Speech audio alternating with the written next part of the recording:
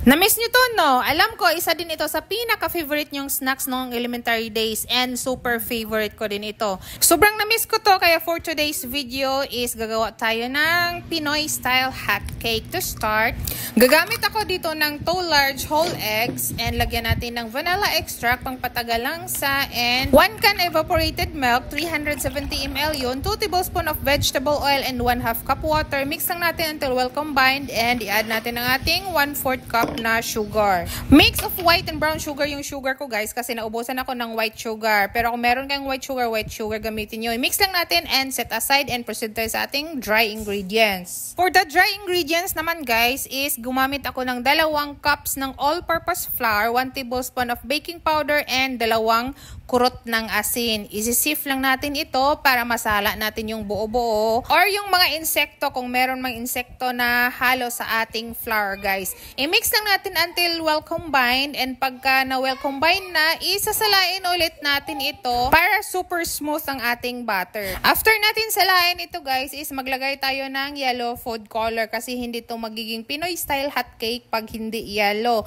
About 1 to 3 drops lang ilagay natin. Mix lang natin until well combined. After this is mag-prepare tayo ng pan. Painitin lang natin. Pagkainit na, mag-brush lang tayo dito ng oil and maglagay ng about 1/4 cup ng mixture and hintayin lang natin ng mag-bubble ito on top and mag-dry na. Pagka nag-dry na, pwede natin yan i-flip and lutuin for another 30 seconds. Super hina lang talaga ang apoy nito, guys. Pag gumamit kayo ng induction cooker, nasa 2 light lang ang gamitin nyo. And of course, hindi to magiging Pinoy style hot cake pag walang margarine.